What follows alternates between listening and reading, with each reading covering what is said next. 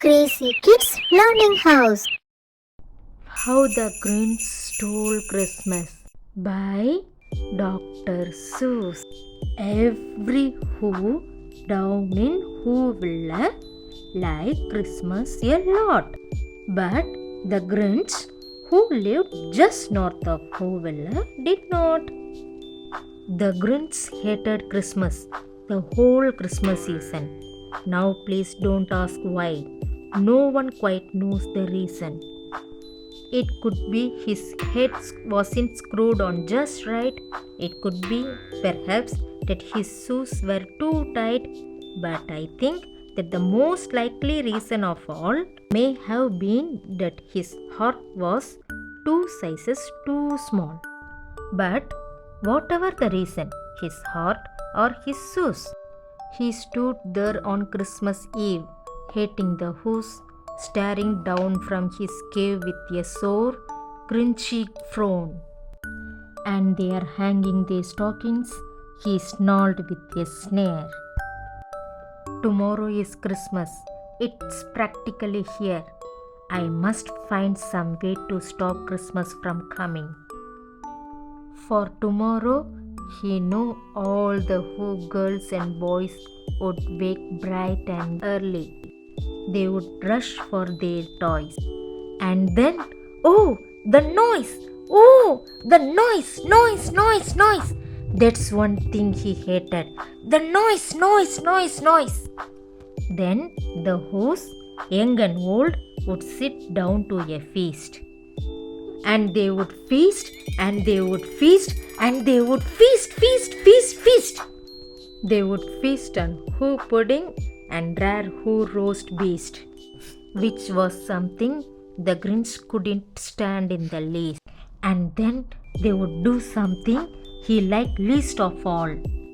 Every Who down in Whoville, the tall and the small, would stand close together with Christmas bells ringing. They would stand hand in hand and the Who's would start singing.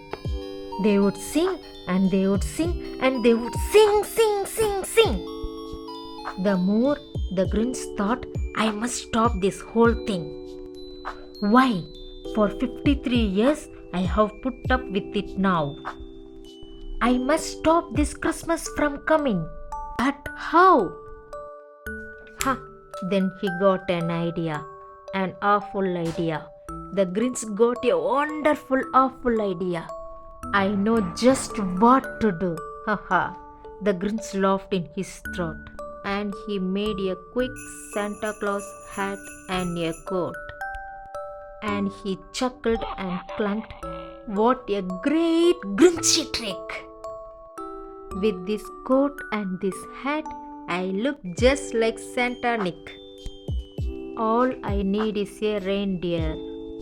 The Grinch looked around, but since reindeer are scarce, there was none to be found. Did that stop the old Grinch? No, the Grinch simply said, if I can't find a reindeer, I will make one instead. So he called his dog Max. Then he took some red thread and he tied a big horn on the top of his head. Then he loaded some bags and some old empty sacks on a ramshackle sleigh and he hitched up old Max. Then the Grinch said, get up, and the sleigh started down towards the homes where the Who's lay a snooze in their town. All their windows were dark. Quiet snow filled the air. All the Who's were all dreaming sweet dreams without care when he came to the first little house on the square. This is stop number 1, the old Grinchy Claus hissed, and he climbed to the roof, empty bags in his fist. Then he slid down the chimney, a rather tight pinch. But if Santa could do it, then so could the Grinch.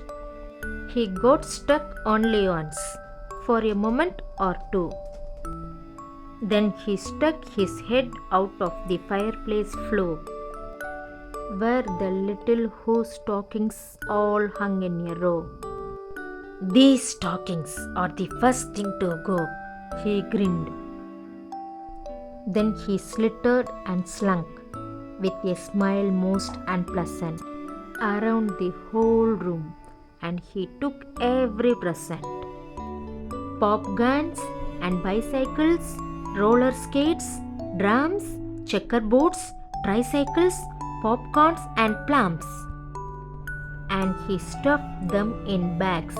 Then the Grinch very nimbly stuffed all the bags one by one up the chimney. Then he slunk to the icebox. He took the Who's feast. He took the Who pudding. He took the roast beast. He cleaned out the icebox as quick as a flash. Why, that Grinch even took their last can of Who hash. Then he stuffed all the food up the chimney with glee. And now I will stuff up the tree, grinned the Grinch. And the Grinch grabbed the tree and he started to show when he heard a small sound like the coo of a dove. He turned around fast and he saw a small Who, little Chindy Low who was not more than 2. The Grinch had been caught by this tiny Who daughter who'd got out of bed for a cup of cold water. She stared at the Grinch and said, Santa Claus, why? Why are you taking our Christmas tree? Why? But you know that old Grinch was so smart and so slick. He thought up a lie and he thought it up quick. Why, my sweet little tot, the fake Santa Claus lied. There's a light on this tree that won't light on one side. So I am taking it home to my workshop, my dear. I will fix it up there, then I will bring it back here. And his whip fooled the child. Then he patted her head and he got her a drink and he sent her to bed. And when Chindello, who went to bed with her cup, he went to the chimney and stuffed the tree up. Then the last thing he took was the log for their fire. Then he went up the chimney himself, the old liar. On their walls he left nothing but hooks and some wire. And the one speck of food that he left in the house was a crumb that was even too small for a mouse. Then he did the same thing to the other Who's houses, leaving crumbs much too small for the other Who's mouses.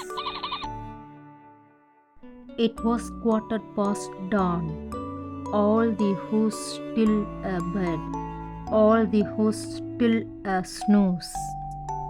When he packed up his sled, packed it up with their presents, the ribbons, the wrappings, the tags and the tinsels, the trimmings and the trappings.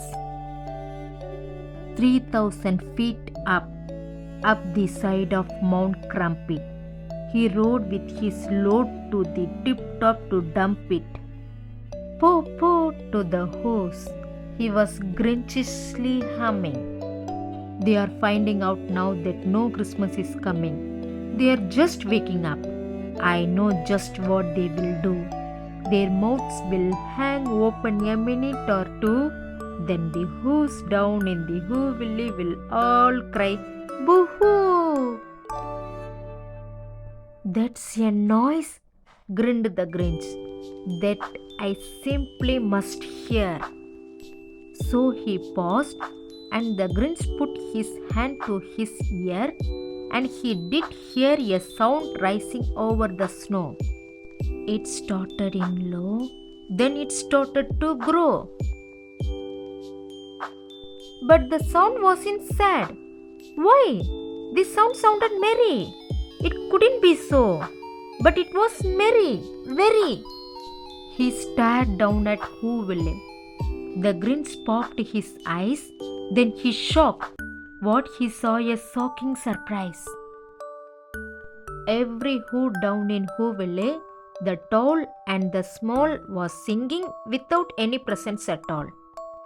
He hadn't stopped Christmas from coming. It came. Somehow or other, it came just the same. And the Grinch, with his Grinch feet ice cold in the snow, stood puzzling and puzzling. How could it be so? It came without ribbons, it came without tags, it came without packages, boxes or bags. And he puzzled 3 hours. Then he puzzler was sure. Then the Grinch thought of something he hadn't before. Maybe Christmas doesn't come from a store, he thought. Maybe Christmas perhaps means a little bit more. And what happened then? Well, in Whoville, they say that the Grinch's small heart grew 3 sizes that day. And the minute his heart didn't feel quite so tight, he whisked with his load through the bright morning light. And he brought back the toys and the food for the feast. And he himself, the Grinch, carved the roast beast. Bye bye, sweetie. Thanks for watching.